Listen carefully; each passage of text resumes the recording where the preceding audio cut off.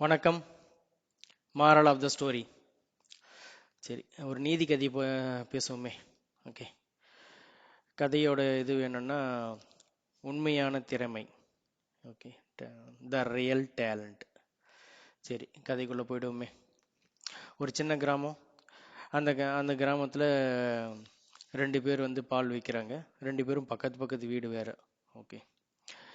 So A and B வச்சுப்போம். Okay. A ஏன்ற ஏன்றவங்க வந்து கொஞ்சம் வசதியானவங்க. அவங்க கிட்ட 40 மாடு இருக்கு. 40 மாடு வச்சு அவங்க பால் வியாபாரம் பண்றாங்க. பின்றவங்க ரொம்ப வசதி கம்மியானவங்க. அவங்க கிட்ட 4 மாடு இருக்கு. அந்த 4 மாடை வச்சு அவங்க பால் வியாபாரம் பண்றாங்க. ஓகே, இன்னும் கொஞ்சம் டீகோட் பண்ணுவோம். சரி, 40 அது பிரச்சனை இல்லை. உள்ள போய் பார்த்தா 40 மாடு வச்சுங்கிறவங்களுக்கு வந்து அந்த டெடிகேஷன், அந்த இது பண்ணணும், சிக்கனமாக நடந்துக்கணும், அந்த எப்படி அதை மேனேஜ் பண்ணணும் அப்படின்ற இதுவெல்லாம் இல்லை. கொஞ்சம் ஒரு லேசினஸ். அதான் இந்த பணக்கார பசங்கள்லாம் வேலை செய்ய மாட்டாங்கன்னுவாங்க, அந்த மாதிரி அந்த லேசினஸ் இருக்கும். எதையும் அவங்க சரியாக பண்ண மாட்டாங்க. இந்த 4 மாடு வச்சுருவங்க வந்து கிராமத்து லாங்குவேஜில் சுக்க சூரி. அதாவது அவ்வளோதான். அவ்வளோ டேலண்ட் அந்த மாட்டை. அவ்வளோ, அதாவது பாலை அவ்வளோ கரெக்டாக விற்பாங்க. பால் மீந்துருச்சுன்னா அதை தயிராக்கி உர ஊற்றி தயிராக விற்றுருவாங்க.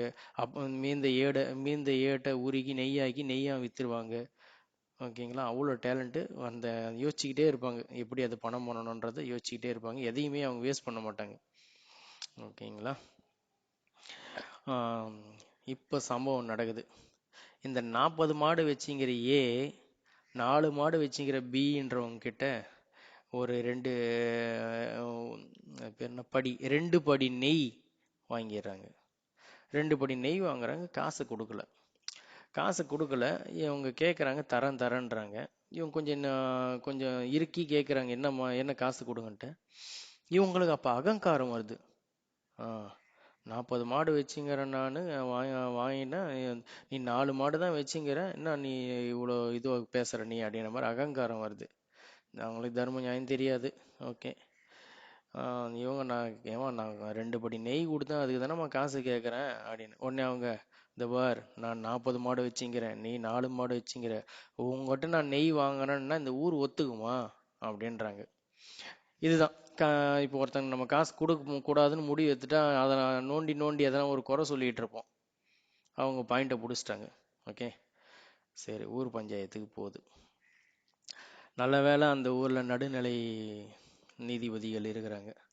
ஊர் பஞ்சாயத்துக்கு போகுது. 2 பேரும் அவங்க அவங்க தரப்பு விஷயத்த சொல்கிறாங்க. ஓகே. இதில் அந்த பஞ்சாயத்து நடுவருக்கு கொஞ்சம் பேசிக்கலாக விஷயம் தெரியும். என்னென்னா, அந்த 40 மாடு வச்சுருந்தாலும் பல நாள் அவங்க பாலை வேஸ்ட் பண்ணுறது, அந்த பாலை தயிர் ஆக்கிறதுக்கு அவங்க உழைக்க மாட்டாங்க, ஏடு எடுத்து போட்டு நெய் காச மாட்டாங்கன்னு அவருக்கு தெரியும். இப்போ அங்கே வந்து ஏதாவது மக்கள் எதிர்க்க ப்ரூஃப் தான் பண்ண முடியும். அவர் வந்து இவங்க நல்லவங்க கெட்டவங்க சொல்லிட முடியாது. ஓகே.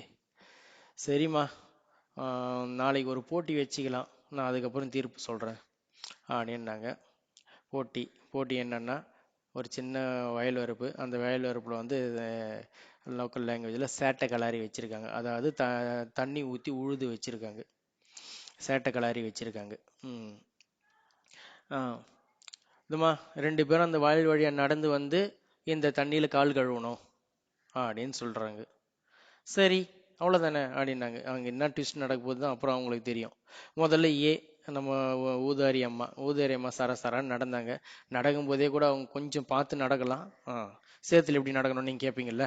அதாவது நீ அழுத்தி காலை வச்சா இவ்வளோ தூரம் போதையும், முழங்கால் வரையும் போதையும். நீ கொஞ்சம் நாசுக்காக நடந்தால் உன் வெயிட்டை பேலன்ஸ் பண்ணி நடந்தால் ரொம்ப கால் பதியாது. சரி, இது அவங்களுக்கு சொல்ல முடியாது. அவங்க கச்சக்க நடக்கிறாங்க, நல்லா தெருகி நடக்கிறாங்க. நடந்து நேராக வந்தாங்க. வந்து பார்த்ததுக்கு அப்புறம் தான் ஒன்றும் புரியல அவங்களுக்கு. என்னன்னா, சேர்னா தண்ணியை ஊற்றினா கழுவ போகிறோம், அவ்வளோதான். அதுதான் அவங்களுக்கு தெரிஞ்சுது. அங்கே வந்து ஒரு கிளிஞ்சல் வச்சுருக்காங்க. ஒரு கந்த துணி வச்சுருக்காங்க. அதுக்கு அடுத்தது வந்து தண்ணி வச்சுருக்காங்க. தண்ணி வந்து ஒரு வாளி தண்ணி தான் இருக்குது. அந்த ஒரு வாளி தண்ணியில் முழுசாக கால் கழுவ முடியாது. நேராக வந்தாங்க, அந்த வாளி தண்ணி எடுத்து அப்படி கால் மேலே ஊற்றுனாங்க. கால்லேருந்து ஒரு துளி சேர் கூட கழியல. போல. என்ன தண்ணி பத்தலையே அப்படின்னாங்க.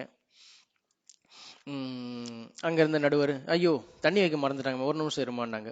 இது எதுவுமே பிக்கு தெரியாது. ரெண்டு பேருக்கும் தனித்தனியாக தான் போட்டி நடத்த போறாங்க. நீ ஒரு நிமிஷம் இருமா, அப்படி ஓரம் போய் நிலமாட்டாங்க. இப்பதான் பிஏ வர வைக்கிறாங்க. ஏன்னா யா சுதாரிச்சிடக்கூடாதுன்றதுக்காக செஞ்ச விஷயம். பி கிட்ட அதே சொல்றாங்க, அந்த சேத்துல நடந்து வந்து காலை கழுவுமா அப்படின்றாங்க.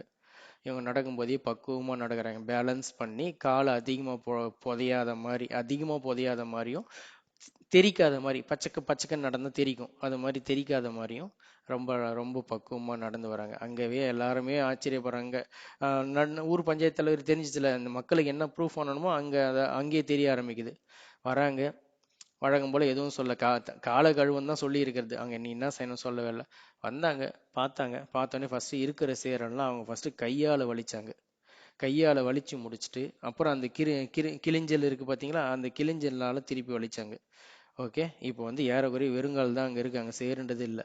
இதுக்கப்புறமா அந்த